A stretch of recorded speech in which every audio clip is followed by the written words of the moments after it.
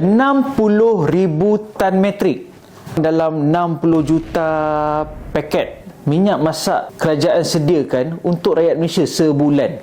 Banyak memang banyak, tapi kita selalu dengar pasal minyak ni tak ada dekat pasaran. Kita ambil data daripada Jabatan Perangkaan Malaysia pula. Purata satu isi rumah pakai 4 ke 5 kilo sebulan.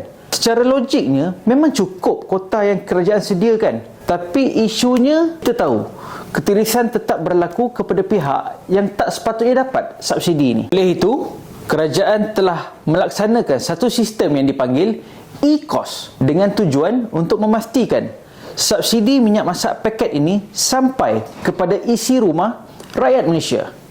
Cara untuk pakai e-KOS ni mudah saja. Muat turun aplikasi ni di telefon bimbit masing-masing, daftar guna IC ataupun kad pengenalan. Bila dah cerita pasal kad pengenalan, orang lain tak boleh pakai. Orang Malaysia sahaja yang boleh guna e-KOS ini. Dia dah guna sistem dan IC untuk beli minyak masak ni, so senanglah kita track dekat mana perginya penjualan minyak masak ni. Kalau kata ada yang menjual pada pihak yang tak sepatutnya, kita boleh detect, kita boleh trace dan penguatkuasa boleh mengambil tindakan.